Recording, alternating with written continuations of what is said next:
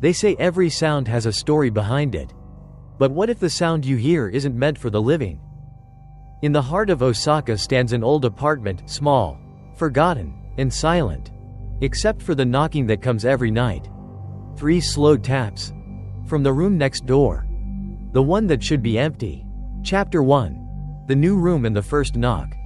Lin moved into the old apartment on a chilly autumn afternoon in Osaka. The 3-story building, with yellowed walls and narrow hallways, stood quietly in a small alley. The landlady, an elderly Japanese woman named Takahashi, always wore a faded wool hat and spoke slowly, with a faint smile.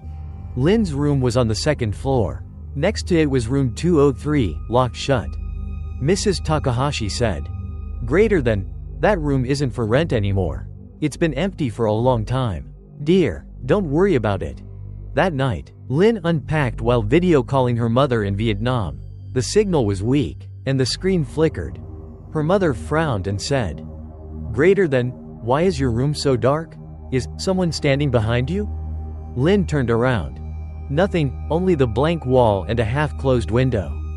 She switched on another light, smiled to reassure her mother, and hung up. Around 1 a.m., half asleep, Lin suddenly heard, knock, knock, knock. 3 slow, clear knocks, coming from the next room. Her eyes snapped open. Silence, no voices, no footsteps, just the faint drizzle outside. She pressed her ear to the wall, nothing. But the moment she turned away, the knocking came again, this time from her own door. Knock, knock, knock.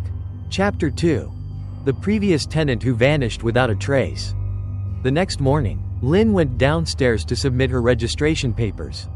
Mrs. Takahashi was cleaning a small household altar by the stairs. On it stood an old photograph of a young woman in a white kimono. Her face faded beneath layers of dust.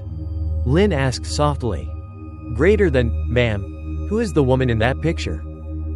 The old woman's hands froze for a moment. Her eyes clouded. "Greater than, the previous tenant of room 203, she murmured. She was a university student at Kansai, but she passed away." Her voice trembled. "No one ever found out where she went. The police said she ran away. But..." Mrs. Takahashi's voice trailed off as she wiped the frame roughly. "Greater than, this building isn't good for people who live alone. Dear... That night, Lin couldn't sleep. The hallway outside was pitch dark, the fluorescent light flickering occasionally. The wind hissed through the cracks under the door, making a sound like someone quietly groaning. Around 2 a.m., the knocking came again. Knock, knock, knock. This time, louder, slower, and unmistakably from the next room. 3 knocks, silence. Then, a faint scraping sound, like a chair being dragged across the floor. Lin's breath quickened. She stepped into the hallway. Room 203 was still locked. No light inside. She pressed her ear to the door, silence. When she turned to go back, her door handle trembled slightly, as if someone were touching it from the inside. Panicked, she ran downstairs toward the landlady's room. But just as she reached the staircase, she heard footsteps, slow, heavy, following behind her.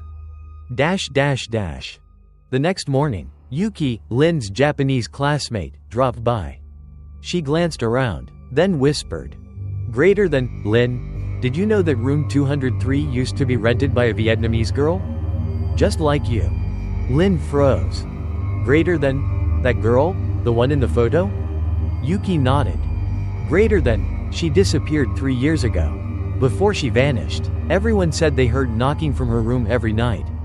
The same 3 knocks, just like what you told me." The air turned cold. Lin gripped Yuki's hand tightly, staring at the wall that separated her room from 203. And right then, as if responding to them, came 3 soft, deliberate knocks from the other side. Knock, knock, knock. Chapter 3. Sleepless nights and footsteps in the hallway. From the 3rd night onward, Lin could no longer sleep. She left the lights on all night, though the weak glow only made the room feel colder. Every time she closed her eyes, she heard something strange, the dragging sound of footsteps in the wooden hallway. Slow and deliberate, as if someone were trying not to be heard. Knock, knock, knock. The sound came again, 3 times. Steady and heavy, but this time Lin also heard a faint breath through the thin wall. A soft female whisper followed. Greater than, open the door for me. Lin froze. She jumped up, switched on every light, clutching her phone in both hands. Pressing her ear to the wall. She heard nothing, only the rain tapping against the window. The next morning, she asked Mrs. Takahashi. Greater than, ma'am, was anyone walking around the hallway last night? The old woman shook her head. Greater than, no one lives on the 2nd floor except you. I locked the main door after 10. Lin's heart sank. She noticed that on the woman's keychain hung an old silver key with 203 engraved on it. The moment Mrs. Takahashi caught Lin's gaze, she quickly hid the keys in her pocket and changed the subject. That night, Lin placed her phone by the bed to record the sounds. She drifted into an uneasy half-sleep. The next morning, she listened to the recording. At exactly 2:37 a.m., 3 knocks echoed clearly through the speaker. And then, a woman's faint laugh, close enough to touch. Greater than, I'm still here. Lin dropped her phone, hands shaking. Just then, Yuki called. Greater than, Lin, Yuki said, voice trembling, I had a dream about you last night. There was someone standing outside your door, a girl in white, with her hair covering her face. Knocking. Lin said nothing. She looked at the wall between her and room 203. A small crack had appeared in the plaster, and from it, a clear drop of water slowly seeped out, sliding down onto the cold floor. That night, the footsteps returned. They stopped outside her door. Knock, knock, knock. Knock, knock, knock. Then, silence. Chapter 4. The Mirror and the Strange Reflection. After the night when the footsteps stopped right at her door, Lin could barely sleep anymore. She felt eyes on her all the time, even when she was alone. The air around her seemed to breathe. One morning, while getting ready for class, Lin noticed that the mirror on the wall was slightly tilted. She was sure she had straightened it the night before. When she adjusted it, she caught a glimpse, a figure standing behind her in the reflection. But when she turned around, the room was empty. That night, she turned the mirror to face the wall. Yet when she woke at midnight, it was once again facing directly toward her bed. The surface was fogged, as though someone had breathed against it. And in the mist, she saw a small, wet handprint. Lin froze, unable to move. When she switched on the light, the handprint vanished. She pulled the blanket over her head, heart racing. Then came the sound. 2 knocks this time, not 3. Knock, knock. Not the usual rhythm. Sharp, final. From the mirror's direction came a voice, faint as the wind. Greater than, not enough people. The next morning, Lin told Yuki everything. Yuki went pale. Greater than, there's an old legend, she whispered. If a spirit dies without 3 witnesses, it's trapped between worlds. It searches for the 3rd person by knocking 3 times on the doors of the living. Maybe that missing girl is still looking for her 3rd witness. Lin tried to laugh it off, but her hands wouldn't stop shaking. Greater than, maybe I'm just stressed, she murmured. But when she turned on her phone, the recording from last night started playing by itself. And this time, the whisper was unmistakable. Greater than, I can see you, in the mirror. Lin looked up, and saw that in the reflection, another face was smiling behind her own. Chapter 5. The Forgotten Diary. That afternoon, the rain fell steadily over Osaka. Lin skipped her last class and stayed home to tidy up. While moving an old wooden cabinet, she noticed a small crack at the base of the wall, just wide enough to fit a book. She reached in and pulled out a worn leather notebook, its cover yellowed and scorched at the edges. A musty smell filled the room. On the front was a name written in shaky Japanese. Greater than, Irie's diary, room 203. Lin froze. Irie, the woman in the photo on Mrs. Takahashi's altar. The first pages were ordinary, daily life, studies, part-time jobs, and the loneliness of a foreign city. But from page 17, the handwriting turned shaky, frantic. Greater than, every night, I hear knocking from the next room. I asked the landlady, but she said room 202 is empty. Still, I hear footsteps and someone crying. Today, in the mirror, I saw a girl wearing the same uniform as me, standing behind me. The last page was torn in half, but one line was still visible, written in red ink that looked like dried blood. Greater than, if you find this diary, don't look into the mirror when you hear the knocking. As Lynn read those words, her phone suddenly vibrated violently. A message appeared from an unknown number. Greater than, are you reading my diary? Her breath caught. The message vanished after 2 seconds, as if it had never existed. Trying to calm herself, she put the notebook away in the desk drawer. But when she turned back, the torn page was lying on the floor, and a new sentence had appeared, written in clumsy Vietnamese letters. Greater than, Lynn, don't open the door tonight. That night, she sat awake, wrapped tightly in her blanket. 1:15 a.m. 2:10 a.m. 2:47 a.m. Knock, knock, knock. 3 slow, deliberate knocks from the room next door. Then, a fourth one, deeper, heavier. The wall trembled.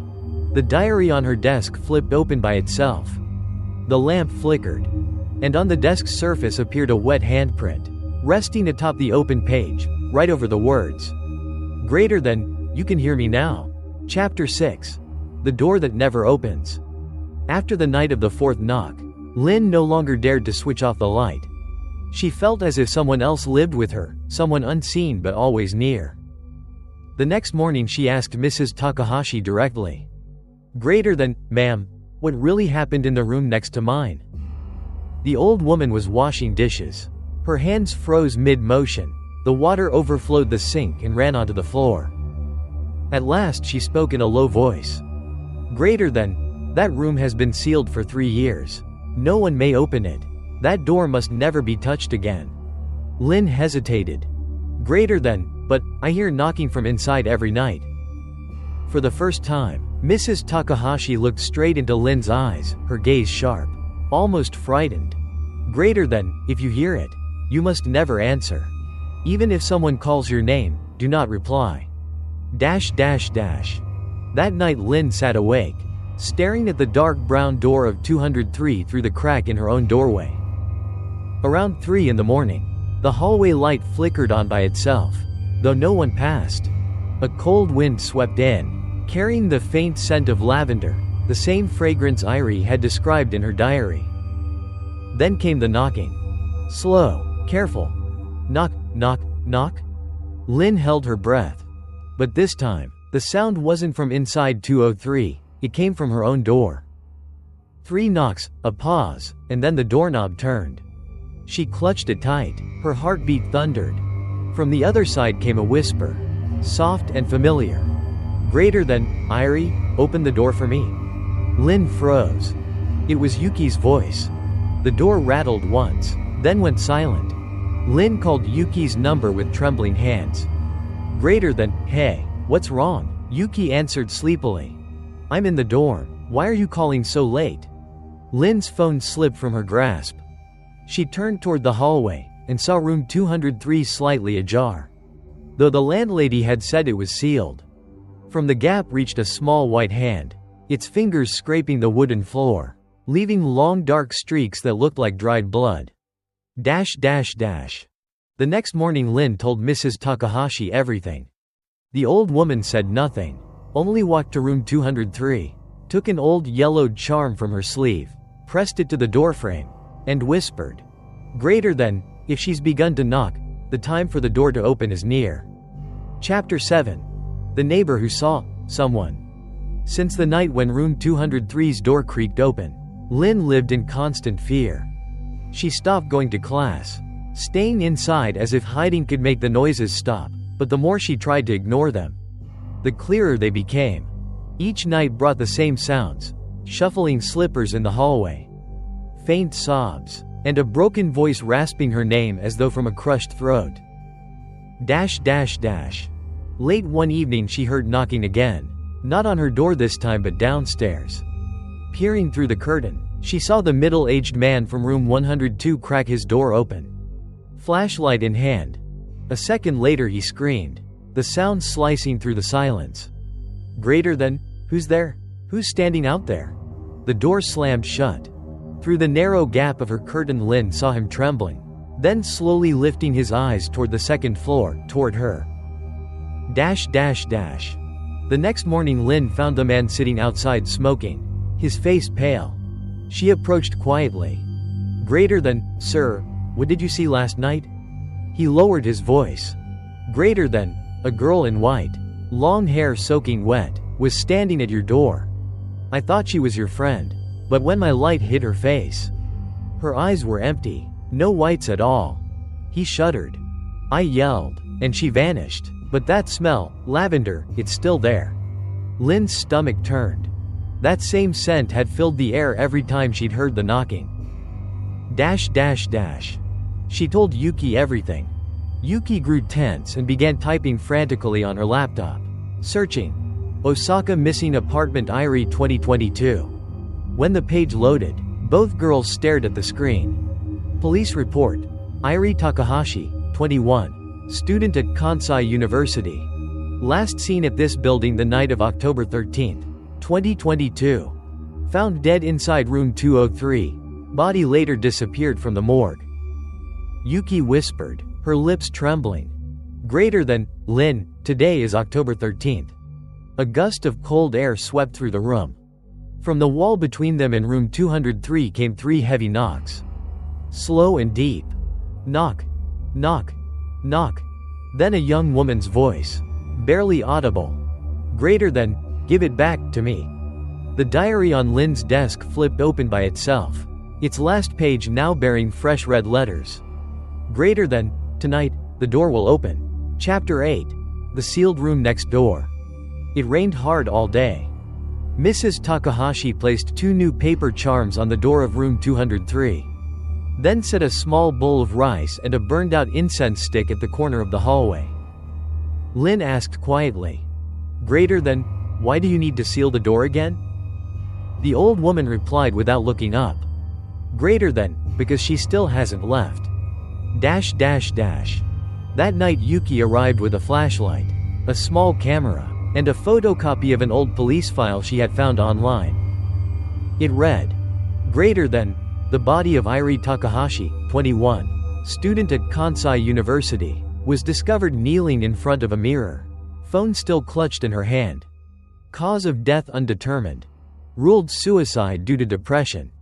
But scribbled in red ink in the margin was a note. Greater than, no blood. No sign of self-harm. Door locked from the outside. Yuki swallowed hard. Greater than, Lin, someone locked that door. That means she didn't die alone. Dash dash dash. Near midnight, the 2 girls decided to open room 203. The moment Lin touched the handle, an icy chill ran up her spine. The charm that Mrs. Takahashi had pasted earlier peeled off by itself. And the door slowly creaked open, without a key. A wave of damp, stale air rolled out, carrying the scent of wilted lavender. Dust swirled in the flashlight beam. Inside, everything remained untouched. A cracked mirror propped against the wall. A desk buried in dust. And on the floor, a dark circular stain. Like a burn mark. Dash dash dash. Yuki filmed as her voice trembled. Greater than, no one's here, but something's moving. When the flashlight swept across the mirror, a figure appeared in the reflection, a girl with long black hair and white clothes. Standing behind Lin. But when Lin turned, the room was empty. Suddenly the door slammed shut. The light went out. In the dark, a furious knocking erupted, no longer 3 measured taps but a violent hammering. Like fingernails clawing wood. Knock, knock, knock, knock, knock. Yuki screamed. Greater than, someone's outside. Lin yanked at the handle, it wouldn't move. From the mirror came a voice. Close and suffocating. Greater than, why did you open my door? Lightning flashed outside the window. For an instant, Both girls saw Irie standing in the center of the room. Her head tilted unnaturally, skin pale, lips purple. A deep rope mark carved into her neck. Lin dragged Yuki out as the door burst open. A gust of freezing wind swept down the hall, scattering shredded pages of the diary like snow. Through the noise they heard Irie whisper, "Greater than, you've seen it now. So stay with me." Chapter 9. The Curse of the Three Knocks. After escaping room 203, Lin and Yuki didn't dare go back. They stayed in Yuki's dorm, hoping the distance would silence the knocking. But on their very first night there, it came again, soft yet deliberate, echoing down the corridor. Knock, knock, knock. Yuki sat up straight, clutching her blanket. Lin glanced at the clock, 2:13 a.m. The exact time the police report said Irie Takahashi had died 3 years earlier. The next day, desperate, Yuki brought Lin to an old exorcist in Nara. The man examined the burned diary, then shook his head gravely. "Greater than, those 3 knocks are not random," he said. "They are Mika no Toi, the ritual of the 3 knocks." Lin's voice trembled. "Greater than, a ritual?" "Greater than, in old Japan," the man explained, "when a person dies unjustly and no one witnesses their passing, their spirit knocks 3 times to summon the 3rd witness. Anyone who hears and responds becomes the bridge for that soul, the vessel it can use to complete its ritual. If the bridge isn't severed within 7 days, the listener will die at the same hour the spirit did." Lin went pale. "Greater than, I've heard it many times already." The old man's eyes darkened. "Greater than, then she has chosen you." He scribbled ancient symbols on a paper charm and warned. "Greater than, if she knocks tonight, do not answer. If she calls your name, don't respond. The moment you speak, she'll step through." That night, Lin sat shaking in the corner of her dorm room, clutching the charm. Yuki sat beside her, holding her hand. Around 2 a.m., the wind howled. The window rattled. Then it came. Knock, knock, knock. But the sound wasn't from the door. It came from inside the wall, right behind Lin's back. Knock, knock, knock. The air froze. She could hear her own heart beating, loud and uneven. Then a whisper, right beside her ear. "Greater than, Irie, I found the 3rd one." Yuki screamed, pulling Lin toward the hallway. But as they ran, they saw a woman in white at the end of the corridor, hair hanging over her face. Dripping wet, knocking on the wall of room 203. The woman slowly turned her head. Her face was torn, her eyes hollow. She smiled. "Greater than, your turn." The next morning, Lin woke up in a hospital bed. Yuki was gone. The nurses said she'd been found alone, unconscious in the street. On the white wall beside her bed, written in dried brown streaks, were 3 shaky words. "Greater than, 3 knocks remain." Chapter 10. Lin hears her name being called. They moved Lin into room 217, a small, white hospital room overlooking the cemetery behind the hospital. Only 1 bed stood inside. When she woke, she felt lightheaded, as though half her mind was still trapped in that dark hallway. On the bedside table lay her phone. The screen glowed faintly with a single recording titled 2:13 a.m. Her hand trembled as she pressed play. First came the sound of her own frantic breathing. Then Yuki's voice screaming, "Run, Lin!" And finally, a woman's voice. Slow, cold, whispering directly into the microphone. "Greater than, Lin, Lin, can you hear me?" Lin threw the phone to the floor, but the voice didn't stop. It was no longer coming from the speaker. It was right next to her ear. That night she couldn't sleep. The bulb flickered above her. The curtain swayed with the wind. She curled under the blanket, eyes squeezed shut. Then it came again. Knock, knock, knock. 3 knocks, but from inside the room, not outside. Her heart stopped. A voice followed, soft and gentle, as if it belonged to someone she knew. "Greater than, Lin, open your eyes. I'm right here." She held her breath, fighting the urge to look. But the silence pressed in until she couldn't bear it. She opened her eyes and saw someone sitting on her bed. Back turned to her, hair long and black, hospital gown white. The figure tilted its head slowly. Around its neck was a deep, bloody mark, the rope's burn still visible. The girl smiled faintly, lips blue. Greater than, Irie, is still here. Dash dash dash.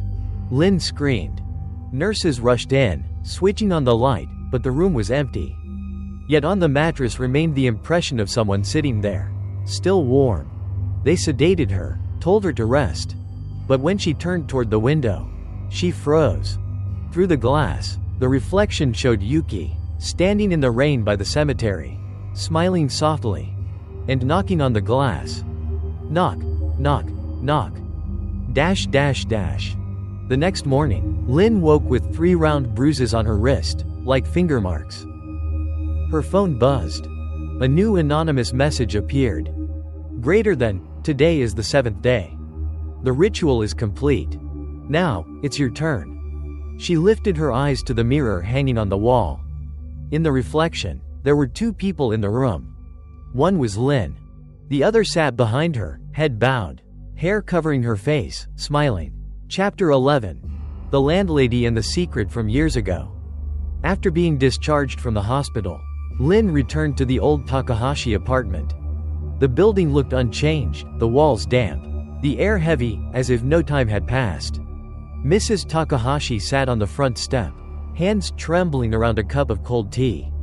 When she saw Lin, her eyes widened with both fear and pity. Greater than, you shouldn't have come back, she said softly. Greater than, I need to know the truth, Lin whispered. How did Irie die? The old woman's lips quivered. For a long time she said nothing, until her voice came out low and hoarse. Dash dash dash. Candle 3 years earlier. At that time, there were 3 tenants on the 2nd floor. Irie in room 203, a young man named Kenta in room 202, and Mrs. Takahashi herself living nearby. Irie was quiet, hardworking. She often stayed up late, writing in her diary before the mirror. Not long after, Kenta began to complain that every night he heard knocking from Irie's room. Knock, knock, knock. At first he thought she had dropped something, but the rhythm was too steady, always 3 knocks. At exactly 2:13 a.m. One stormy night, Kenta lost patience. He went to Irie's door and knocked back. No answer. He used his spare key, and found her kneeling before the mirror. A rope around her neck, eyes wide open, lips moving as if speaking to someone inside the reflection. He screamed and ran to get Mrs. Takahashi. But when they returned, the body was gone. Only the rope marks and 3 small drops of blood remained on the floor. Since then, the room had been sealed, the photo placed on the altar. Dash dash dash. Mrs. Takahashi's voice shook as she continued. Greater than, but Kenta disappeared a week later. The police never found him. That night, someone heard him knocking on room 203's door. Lin's throat tightened. Greater than, why 3 knocks? What does it mean? Tears rolled down the woman's cheeks. Greater than, because she didn't die alone. There were 3 people who witnessed her death, Irie, Kenta, and me. Lin froze. Greater than, you locked the door? The old woman nodded. Greater than, she begged me to. She said she wanted to die quietly. I never thought her soul would stay behind. She took out an old photograph, 3 people standing side by side, Irie, Kenta, and a young woman between them. Lin's blood ran cold. The woman in the middle was Yuki. Greater than, no, Lin whispered. That's impossible. Yuki is my friend. Mrs. Takahashi shook her head weakly. Greater than, she died the same night as Irie. They were bound by that curse. The third one is always taken. The temperature in the room dropped sharply. 3 loud knocks echoed from upstairs. Knock, knock, knock. Mrs. Takahashi's hands shook violently. Greater than, she's found the third one. Lin, run. Lin turned to flee. But at the top of the stairs, room 203 was open again. Inside, Yuki stood in the doorway, smiling faintly. Greater than, I told you. She whispered. It's your turn now. Chapter 12. The Photograph of the Dead. Lin ran up the stairs, heart pounding. Room 203 stood open, the door swaying gently in the wind. Rain blew through the broken window, the sound mingling with the faint chime of wind bells. On the floor lay the old photograph Mrs. Takahashi had given her earlier. Soaked in rainwater, it showed 3 people standing side by side, Irie, Yuki, and Lin herself. But Lin froze when she looked closer. Her own face in the picture was different. Pale, expressionless. Her eyes hollow, her smile unnaturally wide. It was not her at all, or perhaps it was. From somewhere else. She backed away slowly. The cracked mirror against the wall began to vibrate. Faintly at first, then harder. In its reflection stood 3 figures, Irie, Yuki, and a third shape. Faint and blurred, her own silhouette. Her phone rang suddenly. The screen flashed, Yuki calling. Lin hesitated, then answered. At first there was only static. Then a soft, watery voice whispered through the noise. Greater than, do you remember the photo? Lin? We took it before the room was locked. You were there too. Lin's voice cracked. Greater than, no, I wasn't. I moved in just weeks ago. Greater than, no, the voice murmured. Calm and distant. You've been here before. You just forgot. A faint laugh followed, distorted, sharp, echoing like metal scraping glass. The call ended abruptly. She lifted her eyes to the mirror. Now, 3 people stood clearly reflected within it. Irie on the left, Yuki on the right, and Lin between them, smiling, holding their hands. But in the real room, Lin stood alone. Her arms hung by her sides, trembling. From inside the mirror, Yuki spoke softly. Greater than, we promised each other. If one of us died, the other 2 would follow. Have you forgotten? Irie's head tilted, eyes black as ink. Greater than, 3 knocks mean it's time. Your turn, Lin. The entire room began to shake. The lights flickered wildly. The photo on the floor burst into blue flame, spreading across the walls until a dark burn mark shaped like 3 people holding hands covered the plaster. And then, the final knocking began, slow and rhythmic. Knock, knock, knock.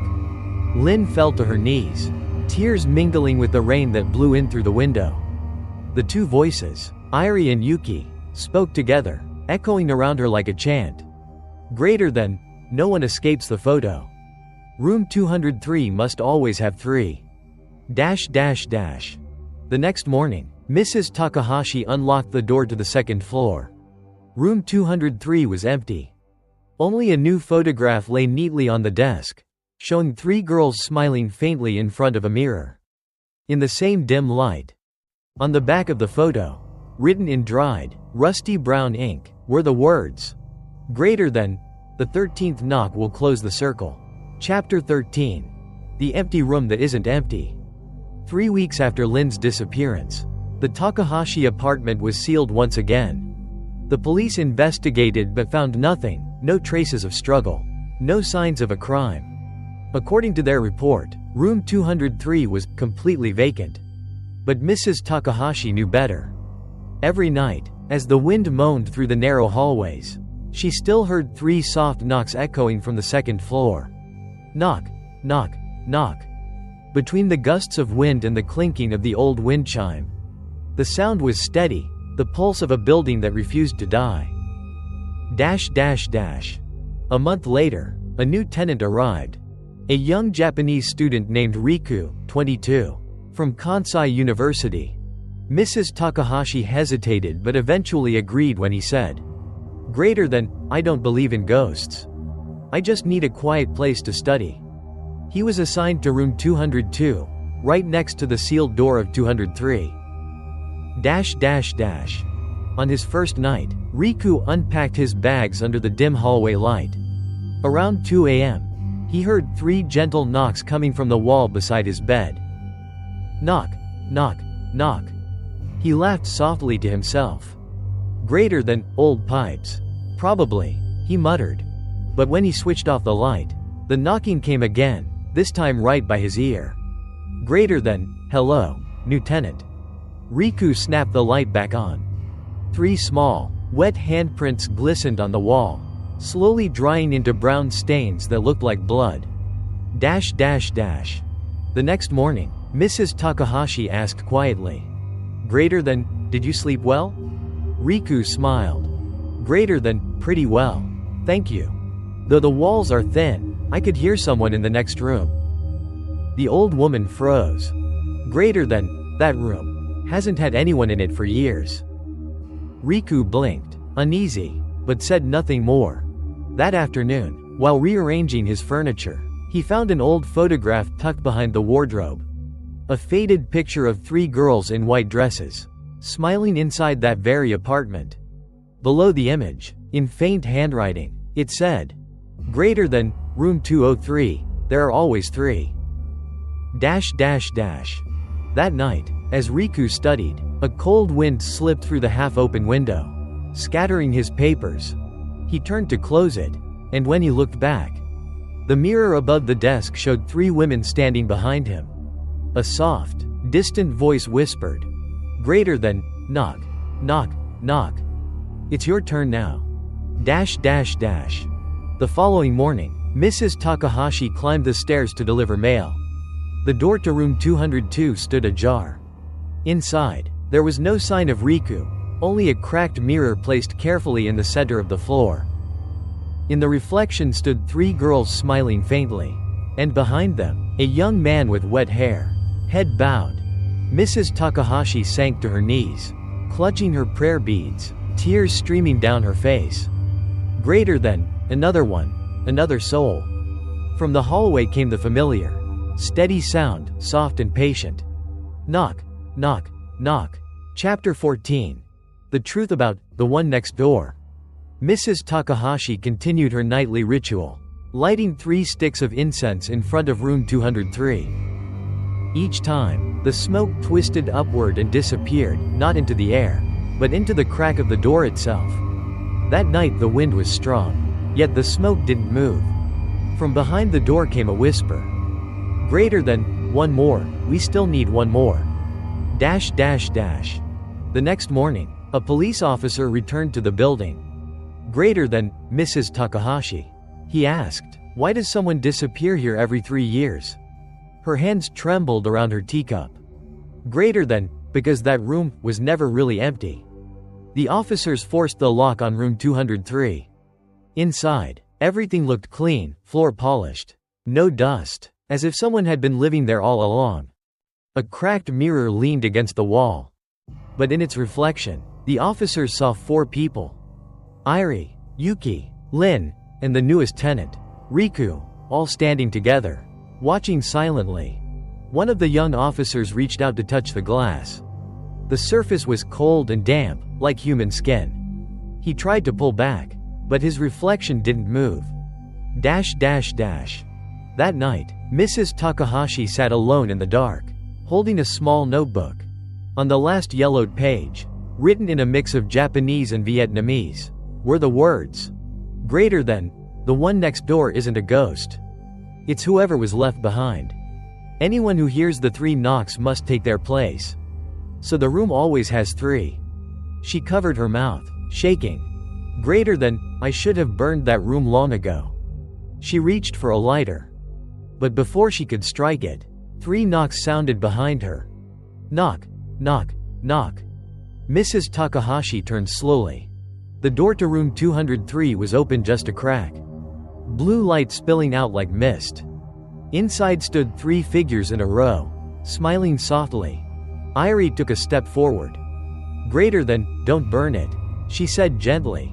You were the first one. The circle began with you. Mrs. Takahashi dropped the lighter. The cold air from the room swept down the hall, carrying the faint jingle of wind chimes.